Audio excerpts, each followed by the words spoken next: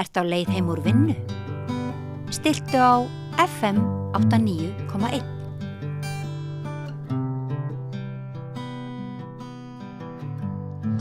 Já, við ætlum að tala núna orkumál sem hafa mikið verið til umræðu. Þetta eitt af höfuð áherslum ríkisstjórnar Bjarna Benediktssonar. Það eru útlendingamál, það verðbólgan og það orkumál. Og stefnan sem okkur kynnt frá stjórnvöldum að það þurfi að virkja meira. Sumir hafa hent inn í umræðuna að þurfi kannski að tvöfalda það magn sem framleitt af rafmagn á Íslandi. Bjarni Bjarnason, fyrirverandi forstjóri Orkuveitunnar, ekki sammála því. Hefur talað að það sé verið að tala upp orkuþörfina, orkuskortinn, og kannski þurfum ekki að virkja. Ég ætla að fá þig til þess að útskýra afstöðina hérna eftir. En mér langar fyrst til þess að byrja á því vegna þess að þú ert þarna í, hvað heitir það, ráðgjafaráð Landsvirkjunar? Landverndar fyrirgefðu. Og ég veit að svona þín sjónarmið eru kynnt þannig eins og þarna komi sjónarmið innan úr landverndar hlutanum. En mig grunnar að þú hafir mikla reynslu af orkugeiranum svona víða. Þannig að mér langar aðeins að bara biðja þig að rekja reynslu þína af orkugeiranum. Já, það byrjaði nú því kannski að í Svíþjóð þá var ég í kjarnorku úrgangsrannsóknum. En ég sem sé vélstjóri og jarðfræðingur og svo tók ég líka námaverkfræði. Ég byrjaði á minn feril sem yfirmaður eða tæknistjóri hjá jarðborunum, var þar í 6 ár og reyndar var þannig að sem jarðfræðingur þá rannsakaði ég allar vatnsaflsvirkjanir Landsvirkjunar sem að núna búið að byggja. Þannig að ég hef eiginlega sett allt í kringum raforkuborðið sem hætti segja. Nú síðan fór ég til Kísiliðunar, þar gagnaðist nú bæði vélstjórinn, mikið vélabragg og jarðfræðin, því að ég las allar skýrslur náttúru og lífríki Mývatns. Síðan stýrði ég járnblendinu á Grundartanga sem heitir núna Elkem í 4 ár og þá vann ég undir stóriðjusamningi. Og þurftur að semja við Landsvirkjun þá? Já, samningurinn í gildi það? Já, samningurinn var í gildi en við lentum miklum átökum í rauninni við Landsvirkjun. En það nú önnur saga.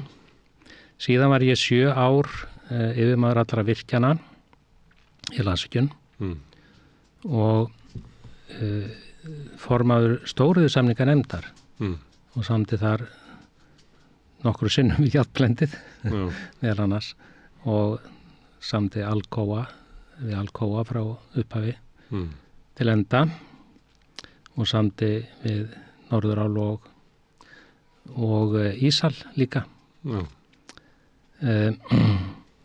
Þannig að þegar mest var að það voru 23 samningar í einhverju stigi vinnslu. Nú síðan stýrði ég Landsvirkjun Power í 3 ár og hvað fyrirbrigði það? Það fyrirtæki sem var aðalega með rannsóknir og verk erlendis. Og þannig að allt í allt var ég í 10 ár hjá Landsvirkjun eða samstæðinni og nú síðan var ég 12 ár hjá Orkuveitunni, 12 ár, 1 mánuð og 3 daga nákvæmlega og það var auðvitað mjög merkilegt skeið. Þegar ég kem þangað þá var Orkuveita Reykjavíkur gjaldþrota í raun. En það mátti ekki setja henni gjaldþrot vegna þess að Reykjavík var ábyrg fyrir 240 milljarðar skuldum og það er ekkert að setja stærsta sveitafélagið á höfuðið. Þannig að við urðum að smíða okkur plan og það gekk alveg ótrúlega vel og starfsfólk í rauninni rétt úr bakinu þegar það átta sig á því að það gat leyst úr málum sjálft. Og þú hættir þar ekki að fyrir stuttu síðan? Ég hætti í apríl í fyrra Já. og var auðvitað frelsinu fegin því að þetta er gríðarlegt álag. Það er sennilega fá fyrirtæki eða forstjóra fára fyrirtækja sem að nema þá helst í pólitíkinni sem eru svona á berangri. Það er pólitísk stjórn í Orkuveitunni og allir hafa skoðun á, við erum með 230.000 landsmenn í viðskiptum og allir hafa skoðun á heita vatninu og kalda vatninu og rafmagninu og frá veitunni og öllu saman. Þannig að þetta er svolítið... Svo var líka fyrirtæki var náttúrulega, það hafði verið í svona útrásarhug og líka verið svona breytingar á árunum þarna á undan að þetta var náttúrulega stofnað til að grunni til er þetta þjónustu fyrirtæki fyrir Reykvíkinga til að búa til heitt vatn og búa til rafmagn. En svo var það komið út í svona að til dæmis að gera samninga við stóriðju til þess að geta stækkað og elst og svo var það komið hugmyndur að við hefðum einhver einstaka þekkingu sem við getum selt erlendis. Já, ég kalla það nú gjarnan jarðhitaroka Íslendinga. Já. Og það fyrsta sem við gerðum það var að losa okkur við Reykjavík Energy Invest. Það var reyndar mjög flókið að losna út úr öllu samningu þar, en það hafðist á lokum. Má ég spyrja það að því að þetta er forvitnileg saga. Ég var alltaf á þessu tíma, var ég að spyrja menn, hvað er það hver er sérþekking Íslendinga í jarðvarmavirkjunum? Af því að maður hugsaði sem svo að það getur nú allavega verið að bora því að menn hafa nú borað eftir öðru en heitu vatni og ég held að menn geti í Ameríku borað fleiri kílómetra og beygt og sveikt og ég veit ekki hvað á leiðinni þannig að það getur allavega verið að við sem bestir í það bora. Það hafa verið rekin hitaveita er ekki Kaliforníu og víða langa tíma og þannig ég var alltaf að reyna að fá svar við að í hverju felst þessi sérþekking Íslendinga. Í París eru 200.000 manns tengdu hitaveitu sem kemur úr jörðinni. Sérþekking okkar felst í ýmsu. Það er reyndar mikið kunst að bora eftir jarðhita vegna þess að það má eingöngu nota hreint vatn og ég þekki það sem fyrir tæknistjóri hérborna. Einstaka sinnum svokallað gel en geli stíflar æðar þannig að það er ekki gott. En sérþekking okkar í jarðhita felst í því að við í upphafi þá töldum við upp öll möguleg mistök og komumst upp í svona 100 og við erum búin að gera þau öll. Og það skiptir bara gríðarlega miklu máli. Og við erum opin fyrir að kenna öðrum að forðast mistökin. Til dæmis að þegar að hitaveita var lögð ofan á Mosfellsdal að þá sem dæmi þá var ein okkar með torfi því að það var ekki að flytja inn, þetta var á stríðstímum og það gekk bara prýðilega vel sem dæmi. Þannig að það er bara að gera hlutina og læra síðan að mistökunum. Já, þannig að það er þessi langa reynsla Íslendinga sem að öðrum getur nýst. Hún er gríðarlega löng. Já, frekar frá tæknileg geta eða eitthvað slíkt. Já, frá 1928 er fyrsta tengingin við hús í Reykjavík. Herðu, en ég vildi fara aðeins yfir ferilinn svo að væri að því ég bara tekið eftir í umræðinu, það verður svona að reyna að afskráta því að þú ert sumuleyti, er því kallað hrópandinn í eyðimörkinni, svo sem að heldur fram einhverju þvert á það sem að er viðtekin hugmynd. Það er viðtekin hugmynd í pólitíkinni, að það vanti orku, að við þurfum að virkja fyrir orkuskiptunum og það er mikill vilji hjá orkufyrirtækjunum flestum. Að það þurfa að virkja meira og það er mikill vilji hjá alls konar fjárfestum að virkja í vindorku og vatnsorku og hverju sem er. En þú segir að það þurfa ekki að virkja. Það hef ég reyndar aldrei sagt. Nei. Hvað er það sem þú segir? Ég tel að það eigi að fara varlega og flumburu gangurinn í virkjun rafmagns, hann getur leitt okkur út í miklar hörmungar og óafturkræft mikið af því. Ef við horfum á orkuskiptin svokalluðu, að þá mun þetta orkuskipti muni gerast í áföngum á svona 30, 40, jafnvel 50 árum. Það er engin aðferð ennþá til þess að útbúa eða búa til svokallað rafdísil eða rafeldsneyti. Það er óheyrilega dýrt, þannig að það er engin möguleiki. Vinna vetni með vindmyllum, það er líka gríðarlega dýrt. En orkuskiptin gerast í áfengum 30-50 árum. Og ef við virkjuðum núna 500 megawatt, það er eingöngu rafbílar sem eru komni núna í gagnið. Trukkarnir eru eftir, skipin eru eftir, flugvélarnar eru eftir. Ef við virkjuðum núna, segjum sem svo 500 megawatt, þá er þið krafa að sjálfsögðu að það rafmagn er selt. Og það er eingöngu að selja svona stórar rafmagnsblokkir á langtímasamningum. 5, 10, 20 ára samningum. Þannig að þegar að næsta skrefi kæmi, þá væri þetta rafmagn allt saman bundið og þá hæfist aftur sami söngurinn. Þannig það er ekki hægt að virkja upp í svona aukningu á almennri orkuþörf. Þannig að sá sem að virkjar, hann vil geta selt rafmagn sitt fram í tíman og þá selur hann einhverjum stórnotendum. En þar nefndi orkuþörfin fyrir aukna almennotkun, að henn er ennþá ósvalað.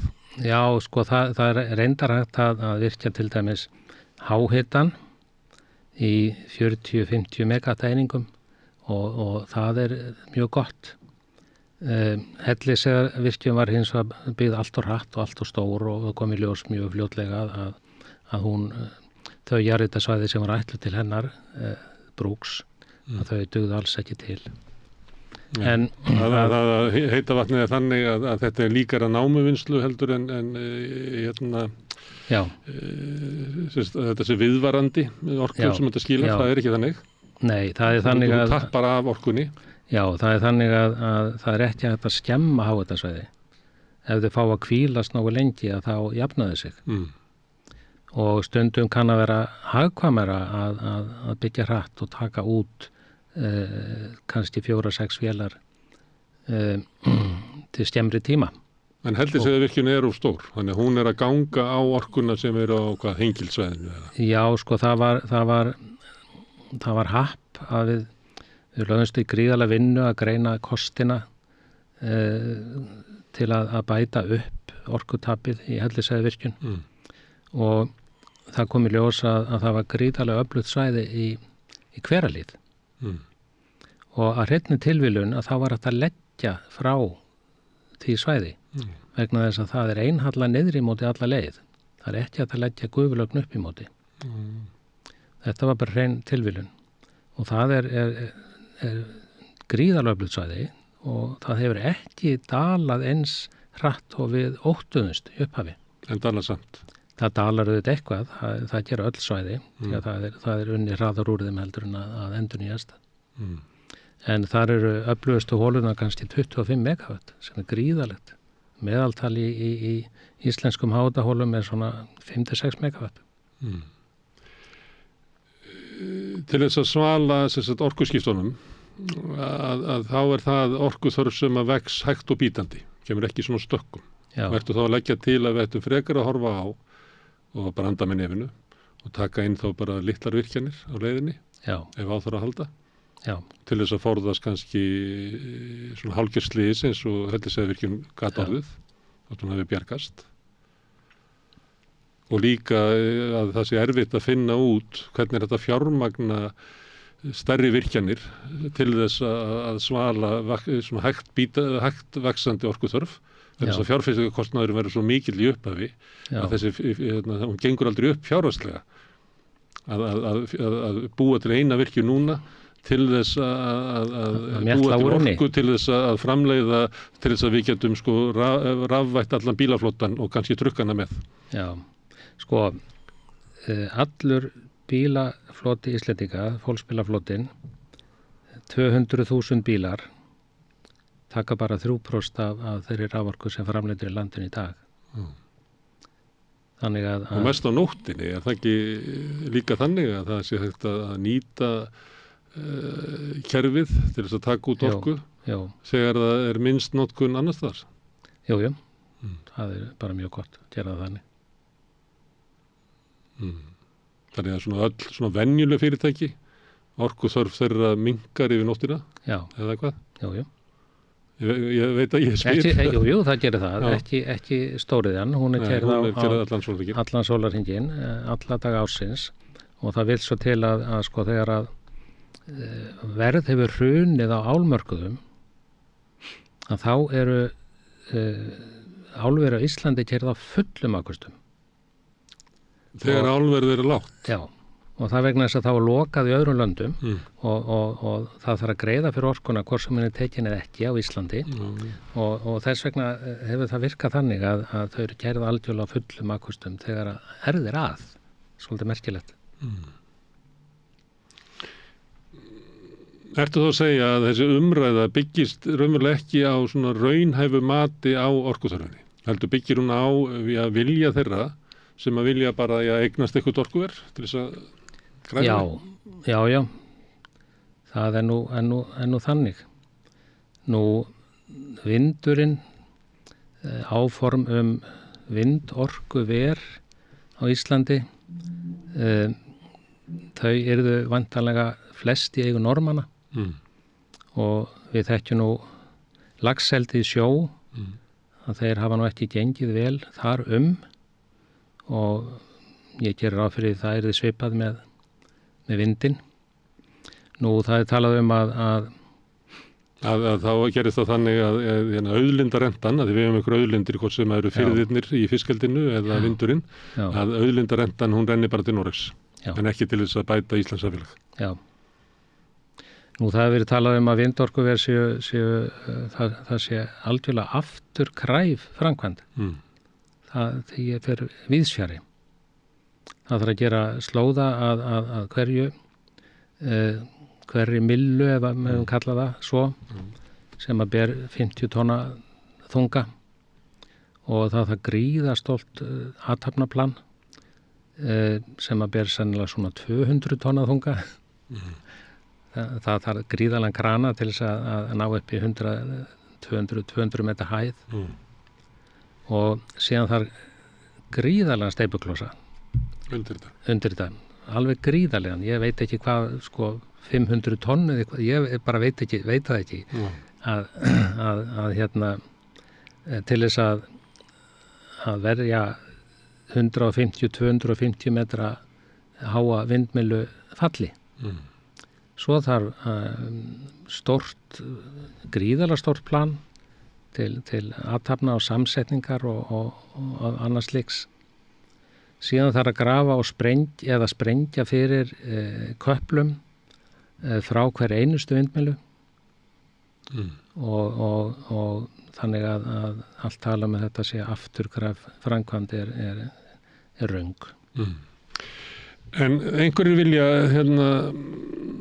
reka á eftir virkjunum, bæði vindmyllu og jarðvarmavirkjunum og vatnsaflsvirkjunum og líta líklega á það að orka sé mikilvæg, að aðgengja orku sé lykillinn að því hvort að samfélög byggjast upp og verði farsæl og þess vegna sé það í raunverulega sjálfstætt markmið að auka orku nýtingu Íslendinga, því að svo gerum við eitthvað við orkuna. Þú segir að hættan sé svo að það verði gerðir einhverju svona pakkasamningar við einhverja stórnotendur á leiðinni og þá getur þeir sem sagt, það reyndist okkur vel með Ísal og álverinn og járnblendið þar sem þú vannst og fleira sem hefur ýtt undir atvinnuuppbyggingu og gert Ísland að einu ríkustu þjóðum heims og þannig að það er bara sjálfstætt markmið að auka orkunýtingu og nota svo orkuna ekki bara fyrir orkuskiptin heldur við getum flutt inn verið með gagnaver og stórfellt fiskeldi þarf örugglega orku, sérstaklega landeldi og þarf við gotunum. Já. Sko, það má segja það að álverin og tilkoma þeirra hafi valdið því að við erum núna með gríðarlega öflugt raforkukerfi. Og við búum kannski við meira orkuöryggi en flesta þjóðir vegna þess að við framleiðum 5 sinnum meira rafmagn en þar til almennra þarfa samfélagsins. Og þessar almennu þarfir eru öll heimili, þau taka nú bara 5% af rafmagninu sem við framleiðum. Það er allur minni iðnaður, það er allur landbúnaður og það er öll fiskvinnsla í landi og rafbílarnar okkar. Þetta eru 20% allt í allt. Með heimilunum hann inni þessi 5%. Já. Fyrirtækin og all atvinnustarfsemi fyrir utan stóriðuna er 15%, stóriðan er 80%. Já. Og gildi stóriðunar í þinni sögu var það að hún var forseta þess að við gátum byggt upp svona öflugt raforkuver, þannig að við þurftum aldrei að líða raforkuskort. Já. En þú lítur ekki á það sem gildi í sjálfum sér, að bæta við einu álverinu? Nei, ég held að við ættum að láta staðan mig, alls ekki að fjölga álverum, alls ekki. Þetta er kannski engi sem er að leggja það beint til. Nei. Líklega er Kárahnjúkar og álverið á Reyðarfirði svona síðasta skrefið í þessari átt sem var í áttin að byggja upp öflugt. Já, ég ætla að vona það. En það stefnir í með Carbfix aðferðinni að það geti hugsanlega komið bara hreint súrefni frá álverum, þar sé að öllu koltvísýringi verið fargað. Og það væri náttúrulega alveg stórkostlegt. Ég veit að Ísal eða Rio Tinto Alcan hefur gríðarlegan áhuga á að skoða það og enda á að reisa förgunarstöð við Straumsvík sem að fargar 3 milljónum tonna á ári og það væri mjög spennandi.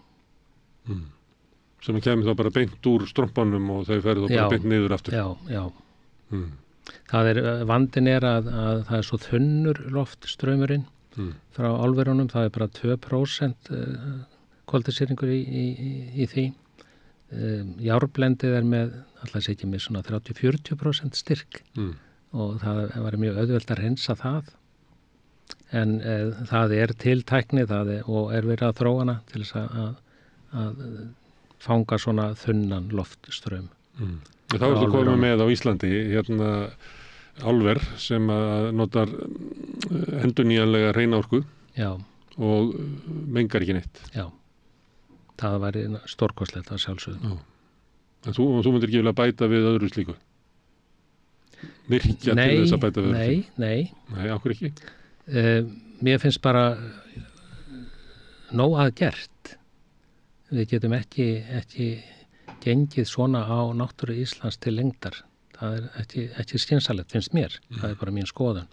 Og það er ekki að virkja nema ganga á náttúruna, þannig að skaðinn sé meiri heldur en ávinningur sem samfélag hefur að því. Hvort sem það er vatnsaflsvirkjun, jarðvarmavirkjun. Við eigum að fara bara mjög varlega. Og vatnsaflsvirkjanir geta verið mjög góðar. Það er mjög lítill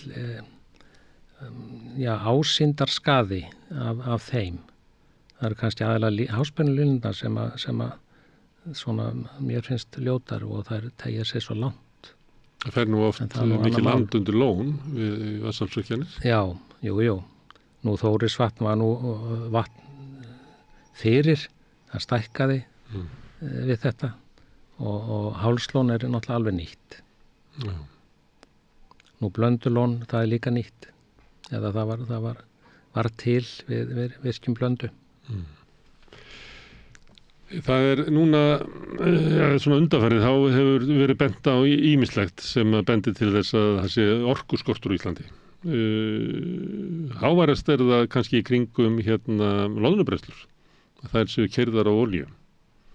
Já. Er það ásættanlegt á Íslandi, ofgnægtar landi orkunar? Sigurður Á. Andersen talaði þetta núna nýlega. Mjög snjallt í honum. Já, það væri ekkit viti að virkja þannig að það er aldrei rafmagnskortur í landinu og ég er alveg hjartanlega sammála henni. Það væri allt og dýrt. Nú það auðvitað ber að geta þess að bræðslurnar kaupa afgangsramagn og líka afgangsflutning. Og Þannig að þeirra samningur bara að þeir fá rafmagn ef það í boði, ef það hægt að koma til það. Ef það ekki hægt, þá bara verður það að brenna olíu. Já, og þetta vita bræðslurnar fullvel og sömdu svona, en það fáður þá rafmagnað á afar lágu verði. Það líka skerðingarheimild hjá öllum álverum og allri stóriðu yfir höfuð og það bara eðlilegt og líka þess vegna fengu álverin rafmagnað á lægra verði en ella. Já. Það sem að Sigríður Andersen var að segja að ef að loðnuvertíðin nú ekki, hún stundum bara 2 mánuðir, max, að ef við virkjum fyrir að geta brætt loðnu á þessu tímabili, þá þurfum við svona miklu meiri orku. En hvað eigum við þá að gera við hana hina 10 mánuðina? Þannig að það væri þá umfram fjárfesting til þess að mæta þessu og hún segir að það sé bara eðlilegt og ekkert að því að við notum jarðefnaeldsneyti á þessa 2 mánuði því að fjárfestingin í virkjun til þess að uppfylla þarfir loðnubræðslunnar 2 mánuði ári, ekki eins og öll ár, stundum með loðnubræðslur, það var að það sé bara eiginlega glórulega hugsun. Já, ég bara alveg sammála henni það. En þetta ríkjandi hugsun, Bjarni. Þú heyrir þetta bara í allstaðar að tala þetta eins og bara sannindi. Já, það er þannig. En allar bræðslur vita það að þær fá rafmagnin nánast á gjafvirði þegar það gefst. Og þess vegna breyttu yfir í rafkatla. En þau geta gripið til olíunar þegar það svo árar sem auðvitað miður sjálfsögðu. En að virkja þannig að verði aldrei rafmagnskortur í landinu, það er ekki skynsamlegt. Nú á meðan við seljum meira rafmagn en við getum framleitt, að þá verður orkuskortur í landinu. Það er bara voðalega einfalt. Já, þannig það sé vandamálið. Við höfum selt of mikið af rafmagninu. Það er ekkit annað. Og hvernig gerist það?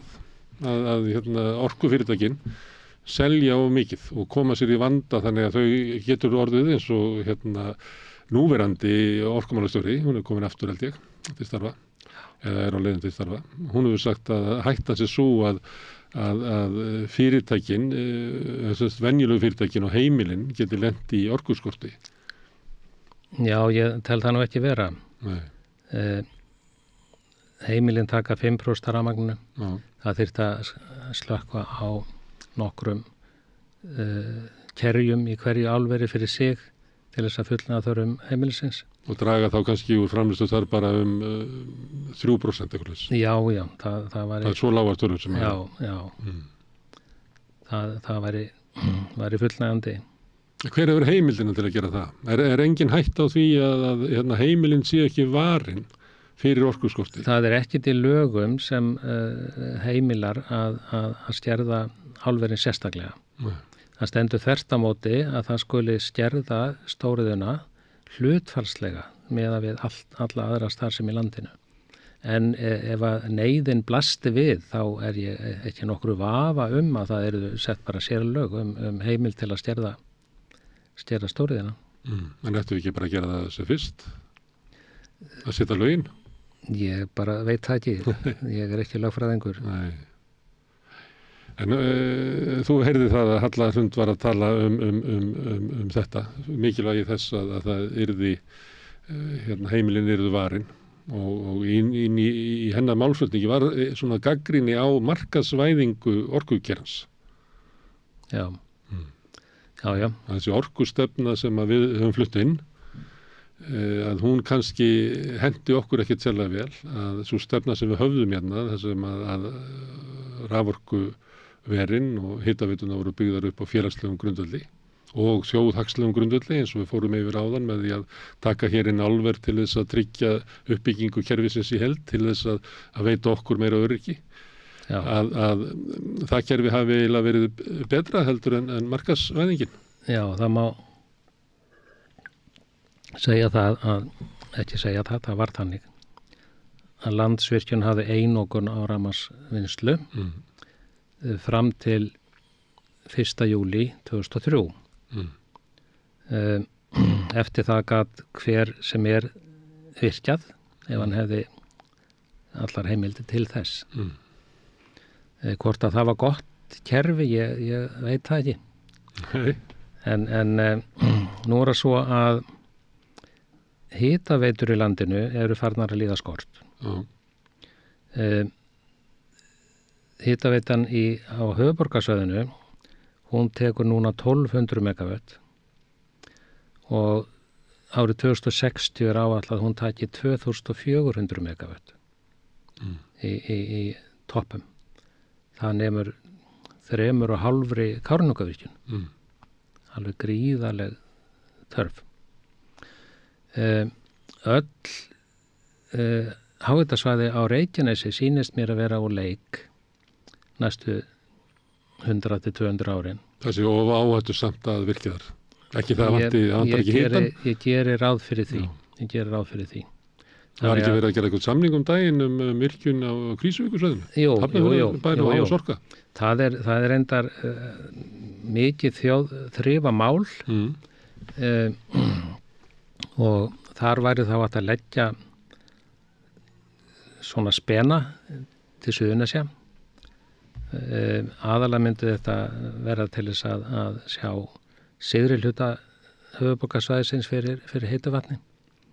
En ef að heitavatnið þrýtur á Suðurnesjum eða verður eldsumbrot undir stöðinni í Svartsengi, þá getur tekið mjög langan tíma ef það er yfir höfuð hægt að koma upp nýrri virkjun. Reykjanesvirkjun, þar er mjög þunnur grunnvatnsspegill og spurning hvort það væri yfir höfuð þetta vinna þar. Þannig að þetta er mikill vandi. En að hafa varaspenna frá Krýsuvík, það væri Hvað kallar varaspenni? Hvað það? Ég segi nú bara það tengingu inn á Suðurnesin, inn á Keflavík og öll. Og það er nóg að tengja inn á stofnlögnina sem að fæðir þá öll Suðurnesin. Það er þá bara hitaveita, það er ekki verið að sækja heitt vatn til þess að búi til rafmagn og heita? Nei, bara hitaveita. Bara hitaveita.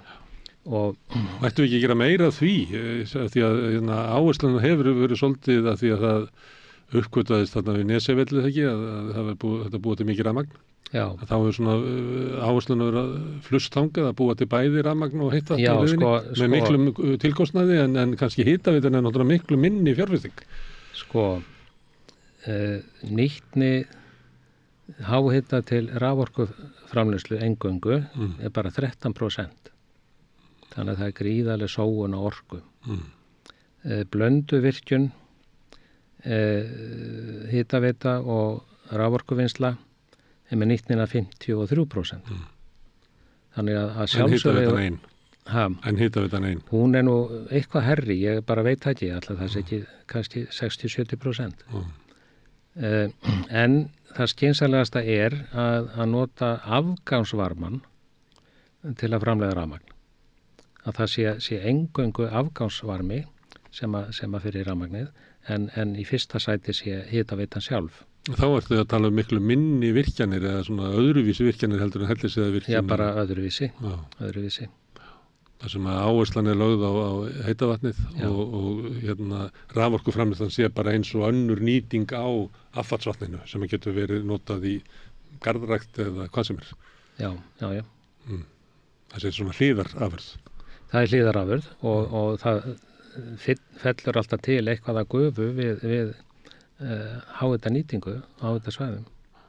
En við vorum að tala um markaðsvæðinguna að því að manni virtist sem að Hallar Hund væri að gagnrýna stefnuna og við ættum kannski að setjast niður Íslendingar og velta fyrir okkur hvernig við ættum að nýta auðlindirnar okkar og ekki síst orkuauðlindirnar til lengri tíma eins og henni væri svona uggur í henni að þetta væri svona sjálfkrafa ykkur lesti á ferðinni svipað og ég heyri alveg hjá þér.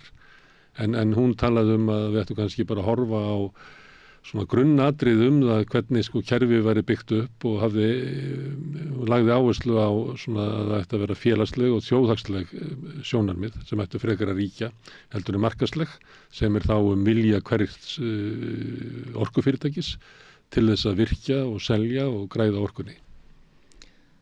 Já, það verður að vissu ekki aftur snúið. Við völdum að taka upp Evrópu tilskipunum raforkulög og reyndar hefðu orðið að gera það vegna þess að undanþágan gilti bara, ég man ekki hvað okkur fjölga svo, að undanþágan hefði virkjast núna, hvort þið er. Hefði fallið úr gildi? Já, eða undanþágan, já, hún hefði fallið úr gildi. Þannig að sko markasvæðing hún er og verður og það verður ekki aftur snúið. Þannig að við þurfum þá bara að gera það besta úr henni. En markasvæðingin birtist í því að það er gríðalegu þrýstingur hjá fjárfestum sem að sjá mögulegan gróða á því að reisa vindmyllugarða, að reisa litlar virkjanir, vatnsaflsvirkjanir og stærri. Já. Gríðalegu þrýstingur á kerfið. Já.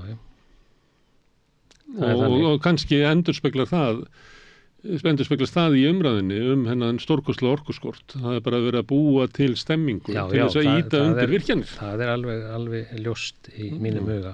Nú, það er mikið og þeim fjölgandi bændavirkjunum og 9,9 megavött er hæsta aflið á þess að fá sérstakt og fara í gegnum umhverfismat.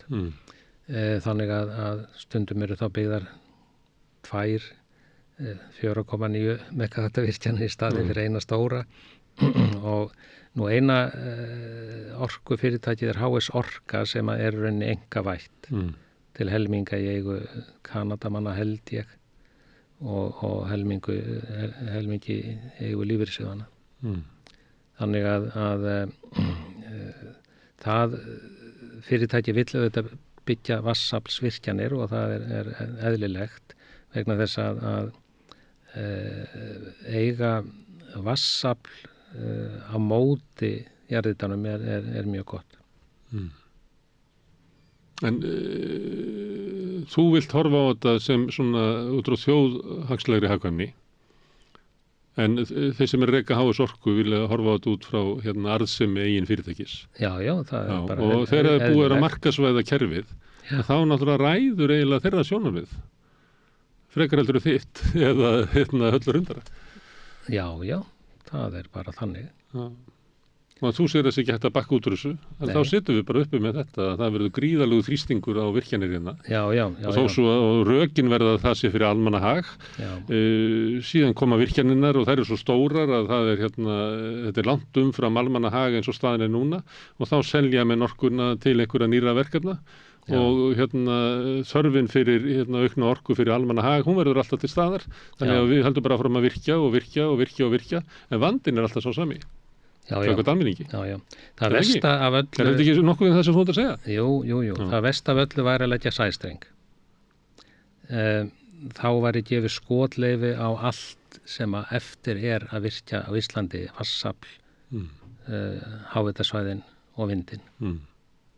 Það væri mjög, mjög slæmt að mínum mati. Og sem betur fyrir er sæstrengur ekki orðin að raunveruleika. Hann er 1000 metra langur. Hann fennir á 1000 metra dýpi og hann á að bera 1000 megavött. Og allt í allt fjárfestingin sem að þyrfti til í virkjunum og öllu öðru yrði sennilega 1000 milljarðar. Þannig ég kallaði þetta stundu verkefni 4000. En það væri afar slæmt auk þess að þá myndi grunnverðið á raforku hækka verulega og sveiflurnar margfaldast. Það væri ekki gott. Þegar í þessum gera, þetta með sæstrengin, á sama tíma og kannski orkukrísan í Evrópu á einhverju tíma gerði kannski þessa fjárfestingu líklegri. Á móti kemur að orkukrísan flýtir fyrir þróun á sólarsellum og vindi og öðru slíku, þannig að kannski þörfin fyrir það að Evrópa þurfi á orkunni okkar að halda og við getum náttúrulega ekki uppfyllt þarfir Evrópu fyrir orku, við erum Það er svo langt í frá að þótt að við stundum upplifum að við séum einhvern gósen land orkunar að þá í samanburði við stærri samfélag þá er það ekki þannig. Bara fráleitt. Já. Þannig að er ekki bara, má ekki frekar segja að sko sæstrengurinn sé að fjarlægast okkur frekar en heldur en að nálgast. Jú, sem betur fer. Það verðfall varð mikið og þannig að Landsvirkjun er hægt að tala sæstreng eins og staðan í dag. Ok, en ef að þú metur það sem þjóðhagslega væri hagkvæmari fyrir okkur að anda með nefinu. Já, ég geri það. Já. En þau sjónarmið, af því að Landsvirkjun er til þess rekin bara með viðskiptalegum sjónarmið. Já. Öll orkufyrirtækin eru það líka og við erum búin að fallast á það að uppbygging orkugerans eigi að vera út frá viðskiptalegum sjónarmiðum. Hvað er það sem að getur stoppað það að þeir sem að vilja reisa vindmyllugarðana fái sínu fram? Því að mér sýnist ekki, ramminn í regluverkinu, hann er fyrir þá, þjónar þeim. Já. Stjórnmálin þjónar þeim. Já. Ætlar þú bara að vera með landvend út á götu með mótmælaspjald? Ég meina, er almanna... Nei. Hvar er rödd almanna haggs í þessu? Sko, það stefnir samkvæmt ídrustu áætlunum. Að þá stefnir í að það verði hér 1000 vindmyllur sem framleiði 3.000 til 4.000 megavött að rafmagni. Og hver þeirra er 150 til 250 metra há. Og hver vill skoða ósnortin víðerni á landi sem er með 1000 vindmyllur og loftið er tært hér og það sést mjög langan veg. Ég hef skoðað vindmyllur í Danmörku, þar er alveg flatt og maður sér ekki fyrir en alveg komið að þeim. Jafnvel 100 Það byrjar stundum að heyri þeim sko. 200 metra. Það heyrir í einhverju svona skringilega. Já. Svo er annað líka að hvar á að fá varaafl þegar að vindurinn blæs ekki og ég held að Landsvirkjun hafi gefið það út að hún muni ekki selja úr sínum lónum, sko lón eru fullkomin á móti vindorku nema til eigin vindmyllugarða. Þannig er það núna. Við tölum svona einkavæðingu og fleira. Við erum með rétt hjá er Landspítalinn sem er með gjörgæsludeild og bráðardeild og eitthvað fleira. Svo erum við með í Ármúlanum og víðar erum við með svona skurðstofur sem að hafa ekkert upp á að hlaupa ef eitthvað klikkar. Og þess vegna er sjúklingandi bara sendið niður á Landspítala ef eitthvað fyrir úrskeiðis. Þannig að dæmið er svipað í vindmyllunum að ég er með vindmyllugarð en ef það er logn að þá er ég með samning við einhvern að selja nú rafmagn og ég hef ekkert rafmagn að selja. Já. Eins og kerfið er núna ef við tökum mið af heilbrigðiskerfinu að þá munum stjórnvöld bara segja Landsvirkjun að bjargonum. Eins og þeir bjarga læknunum sem eru með skurðstofur út í bæ. Já, sko Landspítalinn er með varaafl. Þannig að Nei, ég er að segja bara það sem að ef það kemur eitthvað upp á í uppskurðunum og sjúklingur þarf að fara inn á bráðadeild og inn á gjörgæsludeild því að það kom upp bara einhver. Sko, það er nú ekki... Þannig að ríkið er í því að hjálpa einkaaðilum og ég er að velta fyrir mig akkur að ríkið ekki hjálpa vindmyllukollunum hann þegar þeir lendi í vandræðum. Já, ég tel að það verði nú ekki gert. Þeir verða að býta það súra epli. En rafmagn verður ekki skyndilega tekið af skurðstofum út í bæ. Nei, ég var ekki að tala rafmagn, ég var að tala hvernig ríkið tryggir einkaaðilum að geta staðið í sínum rekstri með því að taka þeir einhver áföll verða. Já, það er útilokað. Það er bara útilokað. Að einhver reisi vindmyllugarð og svo getur hann ekki skilað frá sér rafmagninu að þá verði Landsvirkjun falið það. Nei, það er bara útilokað. Og allt vatnsafl í landinu dugar hverginari til þess að bakka upp 1000 vindmyllur með 4.000 til 5.000 megavött. Það er bara útilokað, algjörlega útilokað. Þá geti það verið þannig að vindmyllu eigendurnir færu fram á að fá að reisa raforku eða þess að vassaflsver til að mæta, til þess að laga reksturinn hjá sér.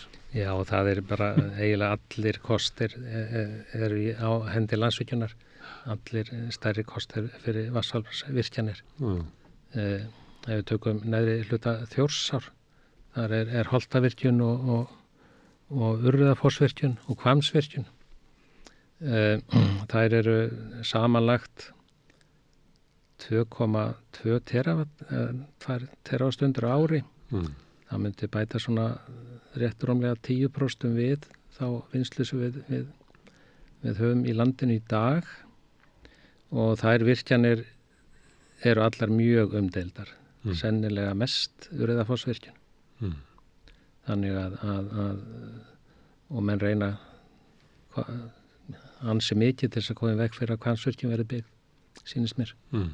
Þannig að það verða miklar og harðar deilur alla virkjanir í neðri hluta Þjórsár.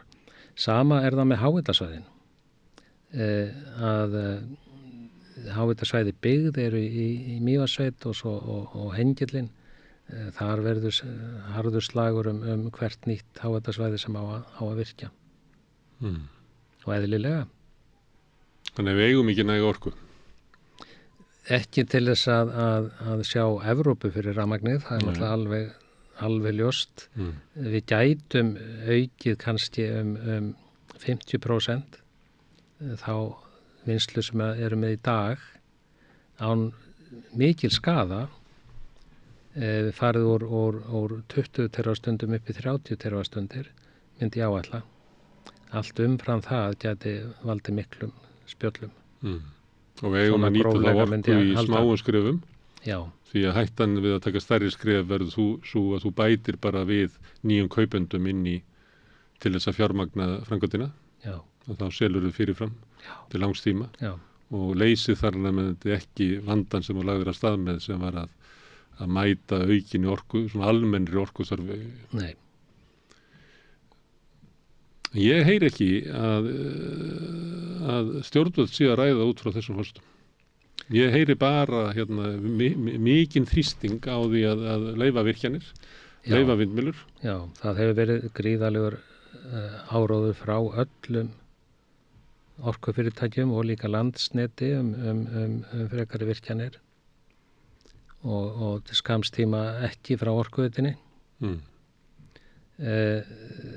Og þetta hefur einmitt, tónninn hefur verið sá að heimilin í landinu sé hættu nema það sé virkjað. Það stenst ekki? Nei, það tel ég ekki. Og svo þú takir inn rafbílavæðinguna? Já, eins og ég sagði að 200.000 rafbílar, þeir nota 3% af því rafmagni sem framleiddir í dag. Trukkarnir þegar þeir kom inn? Þær munu nota álíka mikið og 200.000 rafbílar. En við erum ekki komin þangað. Við vitum ekki hvernig það verður. Nei. Sumir segja að það verður ekki gert nema að verði eitthvað svona vetni eða rafeldsneyti eða með einhverju slíkum hætti. Það verður ekki gert með rafvélum inn í bílunum. Vetnið það er afar léleg nýting. Og þá erum við kannski komin í tækni sem það er ekki búið að finna upp þessu tækni, sem að mun tryggja það að trukkarnir og skipin fari yfir af jarðefnaeldsneyti. Já, það eru til núna flutningabílar sem eru eingöngu með rafhlöður og þeir komast 300-400 kilometra held ég, en þeir eru mjög dýrir og þetta er svona hálfgerð tilrauna starfsemi enn sem komið er. Og kannski ólíklegt að það verði niðurstaðan að þeir beri allar þessar rafhlöður með sér, að þessi líklegra að það verði einhvers konar hreint eldsneyti, svona rafeldsneyti eitthvað svona. Já, vetnið er mjög slæmi kostur því að það er svo gríðarlegt tap í því. Búða til. Já. Það þarf að þrýsta því upp í 700 bör og í hverju þrepi er alltaf orku fall, nýtni fall. Þannig að Vetni held ég kom ekki til greina. Það er þá rafdísill eða rafeldsneyti sem eins og ég segi þróunur ekki komið þangað að sé hægt að gera það með neinu skynsamlegu viti. Þannig að við höfum alveg tíma til þess að velta þessu fyrir okkur. Já. Vegna þess að lausnirnar liggja ekki alveg á borði. Þeir sem að vilja íta á miklar virkjanir núna eru raunverulega að leggja það til að við virkjum og seljum stórnotendum þá orku sem er framleidd í þeim virkjunum. Já, eins og þetta horfið mér, þá er það eina leiðin eða allar eins og ég segja að selja stóra blokk, þetta nú kallaða blokkir af rafmagni, þá verður það eingöngu gert með langtímasamningum. Bjarni, takk fyrir að koma hingað og spjalla orkumálin. Já, takk sömuleiðis. En ég sitt hérna áfram og ætla að reyna að skilja þetta samfélag sem að við lifum í. Næsti kafli eftir augnablik. Fjárhagserfiðleikar eru afgerandi meiri hjá eflingarfólki en öðrum á vinnumarkaðnum. Hvernig getum við réttlætt það? Efling stéttarfélag. Barátta fyrir betra lífi. Þarftan að tala borgarfulltrúa. Borgarfulltrúar Sósíalistaflokksins eru með viðtalstíma alla mánudaga klukkan 13:30 til 14:30. Það þarf ekkert að bóka tíma, endilega kíkjum við í Bólholt 6, 105 Reykjavík.